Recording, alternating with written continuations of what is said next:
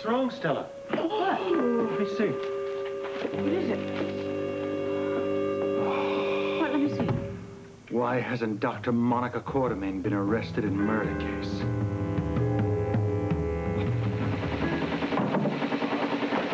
You've got some explaining to do.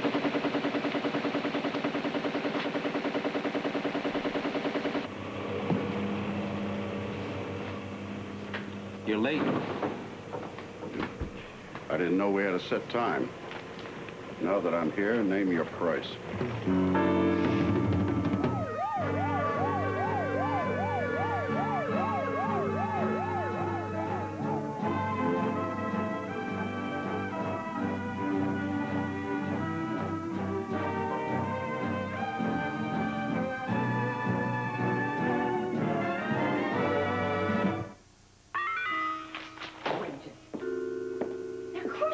Me. How could they print this trash? Because, Alan, it sells newspapers. It doesn't alter the fact that I'm being victimized. All right. Calm down. I will stand with you on this. Don't worry about it. Shh. Stella, will you get us some coffee? Bring it into the living room. Right away, sir. What do you mean? You're going to stand by me that? for a This is second. doing Listen. good? I will stand by you because this is nothing but a vicious and personal attack against you. It's unwarranted. Sit down. Oh, fine. I appreciate that fact. But what am I going to do? The damage has already been done. There is a lot that we can do, Monica, and we are going to do it. Such as? We're going to talk to my father first. Now, I am sure that we can bring a lawsuit against this newspaper. Oh, Alan, that is ridiculous. That's the last thing we do. That would keep this story in the headlines for weeks. I'm terribly sorry. When I saw that headline, I was just shocked. Well, it's been a shock to all of us, Stella. It's all right, Stella. We're going to do something about it. Look, is my father out yet? Oh, no, he had breakfast. He left about an hour ago. Really? Where did he go? Well, he didn't say. He said he had to see someone. Oh, and he also said it was extremely important. Confounded boy, at least give me an answer. I have a right to know exactly what you said to Robert Scorpio. You've got a right? Since when? Well, I mean, I want to know if you might have said anything that could hurt the family. Your family. Oh, now it's my family, is it? Well, I think we made that quite clear. Of course you're a member of the family. Haven't we proven that? I don't know. Oh, damn it, man, you know we have. And we've taken you into the inner circle, accepted you as one of our own. I even promised you a small part in the family business. Now, doesn't that prove our heart's in the right place? The only thing that proves is that you don't want me to spill the beans. That Susan knew that Lila was married before she was married to you. Well, yeah. Don't worry. I'm not going to say anything as long as I stay convinced that the family had nothing to do with the murder. Well, then, my boy, you can put your mind at rest. I assure you, the Quartermain name is highly respected, not only here in Port Charles, but the whole world over. We have been constantly vigilant, above reproach in every way. There isn't a member of this family who would be involved in anything unsavory, much less a murder. You know something very funny? Nearly everybody in this town now thinks that you're involved up to your neck. There's a very simple explanation for that. I was sure there would be. And I'm sure you're aware of the fact that there was a connection between the Quartermain family and the unfortunate Susan, but a very tenuous connection at that. You're talking about Alan? Yes, they happen to have a brief affair. And you call that a vague connection? I want to emphasize the fact that even though Alan may have had a very brief indiscretion with her, he certainly never would have killed her. Nor would any other Quartermain. Oh, no, my boy. Your family is totally innocent. So I read in the paper.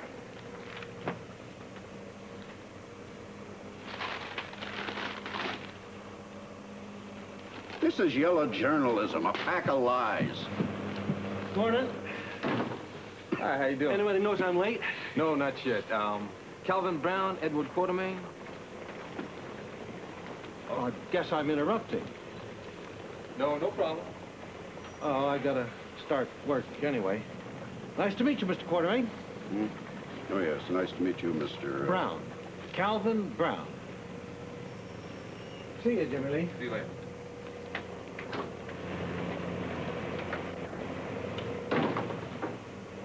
Okay, if you don't mind, I think it's time we get to the bottom line. That's fine with me. What is it? How much do you want to keep your mouth shut? You really do get down to the bottom line, don't you? Name the price. I'm sorry. You see, I can't do that. See, I don't want any money. That's ridiculous. Everybody wants money. I don't. But I'll tell you what I do want. A party. I'm sorry. That's right. You know, for a moment there, I thought you said a party. What on earth do you mean by that? Exactly what it sounds like. See, you keep saying that I'm a member of the family. Fine. Prove it. Make it official. I want to be introduced as a member of the family at a great, big party. You must be crazy. Maybe. After all, it does run in the family. I mean, I don't want just any kind of a party. I want the whole ball of wax. I want written invitations. I want everybody in town invited. All the big shots, including some of the guys I work with. I want it to be the greatest social event of the year. I can't believe I'm hearing this. Yep. A real knock 'em out, drag 'em out party. First class all the way. The kind of party you read in the papers. Not a bad position, wouldn't you say? There's a good banner head. It's a great lead-in story. It's not bad at all. It's gutter journalism at its very best, and that story is muckraking at its very worst. This is a prime example of freedom of the press, meaning this paper is going to delve into anything that smells of collusion. What bloody collusion? The facts speak for themselves, Commissioner. How do you figure that? All the facts aren't even in yet. Yeah, or they're being covered up. You listen to me. I'm not about to be intimidated by the Quartermains or anybody else for that matter. But you and your sleazy rag are pushing me into a position which could very well jeopardize this entire investigation. Yeah, it's a perfect defense for a cover-up, double talk. Face the facts, Scorpio. There's a prominent woman doctor in this community who was seen leaving the scene of the crime. You haven't even arrested her for suspicion yet. Why not? Is somebody using influence on you to stop the investigation? You're way out of line, Shelton. Another explanation is somebody is getting paid under the table. Come on. Come on, Nobody Scorpio. talks to me like that. Nobody. Come on, try it, Scorpio. It'd be great for tomorrow's edition in the paper, wouldn't it? Huh? Police commissioner, Belt's editor for telling the truth? You know the only truth around here is when little old Jackie T bats her baby browns, you'll do anything then. That's the voice of this paper, not you. Why, thank you, Mr. Commissioner, for the promotion. Didn't know you cared.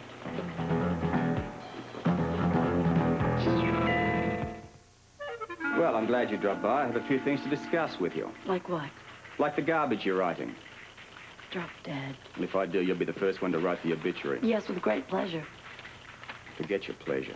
How about a bit of accurate reporting, just for a change? I do, too. Excuse me. Why don't you stick around? I think we're about to get a lesson on how to cover a story. I think I'll let you two battle it out. You know, it's always very interesting when you stop by, Commissioner. Please do again, hmm? Well, at least I was right. Well, that'd be a twist. Right about what? Well, I knew you'd come running, knocking the doors down as soon as you saw my story. Unless, of course, this is a social visit. You know why I'm here. You wrote nothing but a pack of lies.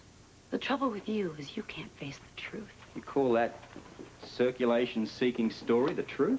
The truth is, you're handling Susan Baldwin's murder like a rank amateur. I see, and you're an expert, I take it. Well, I know the truth when I see it.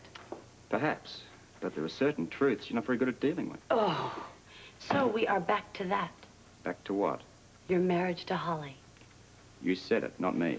Now, let's get one thing straight, okay? I could care less about the fact that you married her. I can tell that. Oh, can you? Your friendly, giving nature runneth over.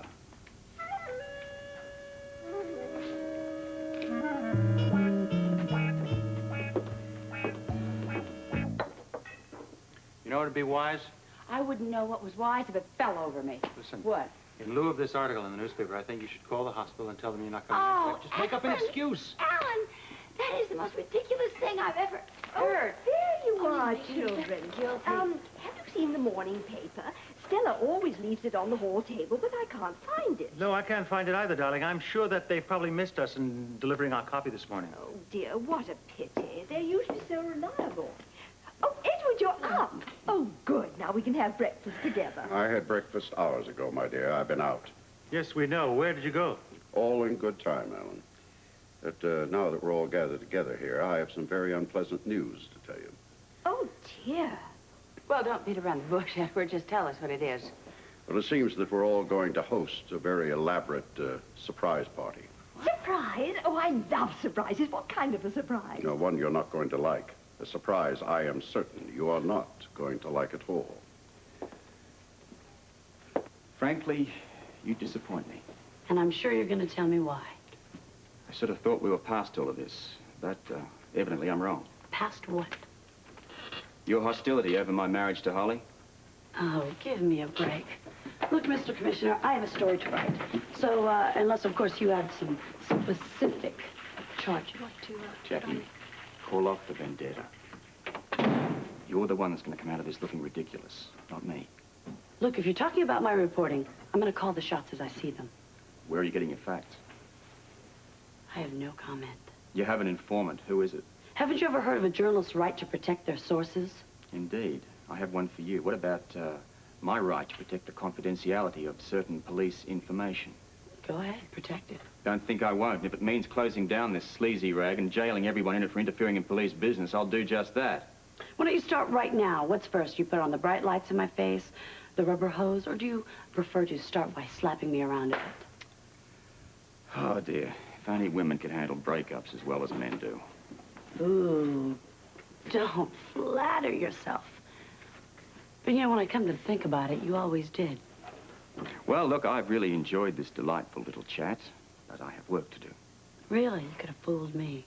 Write about the Quartermains all you like. Thank you, I intend to.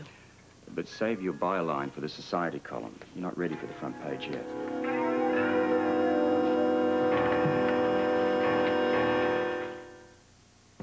Well, I'm just amazed that you haven't heard. I mean, the whole hospital's talking about it. Amy, I'd rather not discuss The it. paper practically came out and accused Monica Quartermain of being a murderer. Amy! Well, they didn't actually name her as the killer, but any fool had to know who they were talking about. Can you imagine that, Grant? She's a doctor right here in our hospital. Amy, I just said I'd rather not talk about it. I have the highest regard for Monica, both as a doctor and as a friend. Oh, so do I, but, I mean, she's involved in a murder. Let me finish. She's not only my friend, I'm also taking advantage of the whole family's hospitality. Now, I don't think I should discuss this murder case with anyone. Oh, I understand. You don't even have to say that. And believe me, Grant, you don't have to show any false loyalty towards Monica Quartermain for my behalf. I mean, you know, if you read the paper, the facts speak for themselves, don't they? Not to me, they don't. Excuse me. Damn it, Les, she lives with you and Rick. Doesn't she know the rules about gossip around here? Obviously not, nor the rules about courtesy to a staff member. Well, I think maybe you ought to talk to her. Maybe on a mother-daughter basis, however you wish. Dan, I have talked to her until I am blue in the face. I no longer consider it a family problem. I now consider it a hospital problem. You are the hospital administrator. Dan, you talk to her. You don't mind? I don't mind. I would be grateful. Please, I will just stand here and listen. Amy? Well, hi, I didn't even see you there. Amy, I want to see you in my office as soon as you're relieved. What for? Just consider this an order. In my office, as soon as your relief takes over. Is that clear? Sure, I guess. Don't guess. Do you understand or don't you? In your office. As soon as you can. Boy, did you hear that? I did. What's his problem? I'm sure he'll explain in his office. And it's not his problem, Amy. It's yours.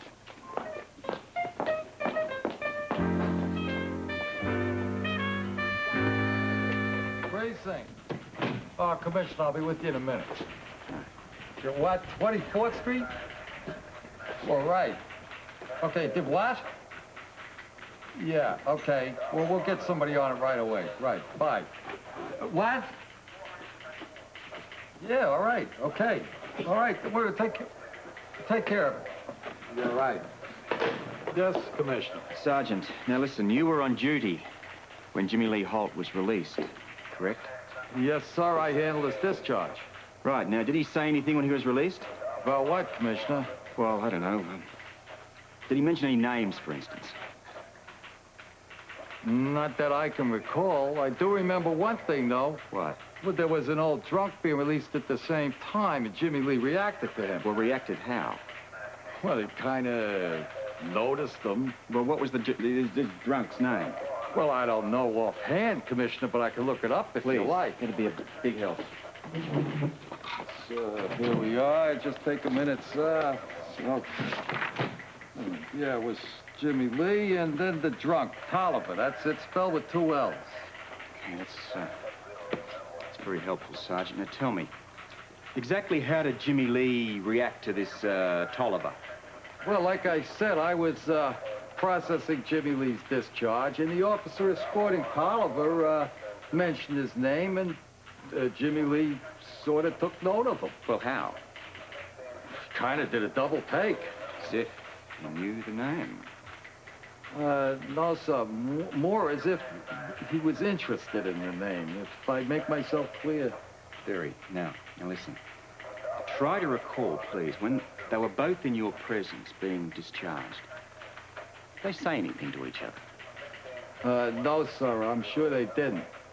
Of course, when a prisoner's being released, he usually doesn't waste time hanging around talking. He just wants to get out of there as fast as he can. Of course. But listen, you're quite certain that Jimmy Lee didn't say anything to him? Quite certain, sir. Tolliver didn't say anything to Jimmy Lee? I'm sure he didn't.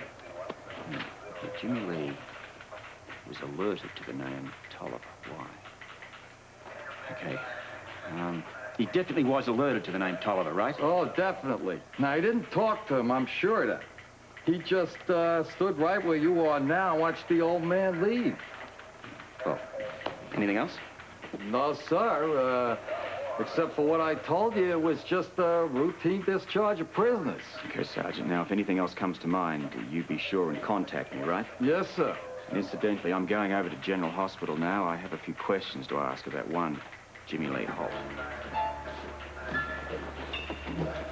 Edward, are you sure that you did not misunderstand Jimmy Lee? He wants us to give a party for him? You must have misunderstood, Father. Why on earth would we give him a party? Well, I'm trying to explain. And I certainly did not misunderstand him. He spelled everything out in minute detail. About the party? Yes, of course, about the party. He wants it to be the biggest social event of the year. Well, actually, Edward, I think it's a very good idea. We haven't entertained for ages. I think you're missing the point, Mother. No, it's why he wants the party, and the answer is starting to become very obvious. Well, not to me, it isn't. Oh. He wants to use it for his own ends. He is going to either shame us, or even worse, he's going to try and betray us in front of our friends at the party. Not only our friends, his friends, too. What are you talking about? He has a guest list? Oh, he certainly has. He wants us to invite everybody in Port Charles of any importance. Oh, and did I also mention he wants handwritten invitations? Are you serious? Yes, he does. And as well as our friends, he wants to entertain that bunch of roughnecks he works with. This is ridiculous. This is ridiculous. Well, that's what he wants. Oh, and he also demands that we notify the press. That's preposterous. That would be a new low for the Quartermain family. Well, obviously, that doesn't disturb him. Well, I hope you told him, Edward, that I know exactly how these things are done. Frankly, I was so appalled by the idea, I said very little. Oh, well, never mind. I'll call the caterer first, of course, and work out the music and the flowers with him. And then the invitations, well, of course, for a group that large, we'll have to get them out immediately. I'll hire a secretary, and then we can have them handwritten. Mother, who said anything about a large group? Your father did, Alan. Your father just said that everybody in Port Charles of any importance was being invited. Isn't that right, Edward? Yes, sadly, I did. Well, that'll mean the mayor, of course, and his wife, and I suppose the whole of the city council. And their wives. Well, of course, dear. And certainly we must ask that nice Robert Scorpio. He's such a lovely man, and he adds so much to a party. Robert Scorpio here? As a guest? Lila, you must have taken leave of your senses. Edward, I'm very fond of Robert Scorpio. Lila, no. Now, that man trapped me into saying some incriminating things, and I'm certainly not going to extend the hospitality of this house to him. Will you all please lower your voices? I must get on with my invitation list. Excuse me, sir. Edward, what is this business about incriminating things that you've said? What incriminating things did you say? It was nothing. Let us be the judge of that. What do you mean? Yeah, it was something. I mean, what have you told him? Well, I didn't intend to tell him anything. Yes, but obviously you did anyway. What was it? Well, I told him that I went to see Susan Baldwin on the night she was murdered. You lied, Edward. You lied. You weren't in the den. Everybody lied. How could you? Well, the man trapped me into it. And before you jump all over me, I think I explained it quite satisfactorily. I mean, why did you lie to us? Well, you forget about that. I told Robert that I went to see Susan to reason with her, to try to persuade her to give up this blackmail scheme. Scorpio believed that? Well, why wouldn't he believe it? Good Lord, we all did the same thing. Yes, but we didn't tell the police commissioner about our every move, did we? Believe me, I made it sound very reasonable and plausible. At least you hope you did. Oh, will you stop this carping? The important thing is that we have to stick together, maintain a united front, and especially against that Robert Scorpio, the man prize. That's his job, sir. Well, it's also our job to stand united against him. We don't have any choice, do we? Come on, we better be going to the hospital. Yeah, you're right. We better. Peru has wonderful lilies, I believe. Are you speaking to us, Mother? Peruvian lilies. How lovely. What about them? Well, for the party, of course, dear. First of all, of course, I must choose the basic color scheme and then coordinate everything else to match. You know, the napkins and the dessert and so on. Peruvian lilies are pink, yellow, and orange, I think, depending on availability. We could carry out that theme not only on the table flowers, but and you know, the caterer may have some wonderful ideas about a flaming dessert. Monica, I think we should go. Yes. Oh, it's such a lovely moment, I think, when we lower the lights and the waiters come in all carrying something on fire. Don't you agree, Monica? Lila, at the moment, I think that you're planning a very large farewell party for me.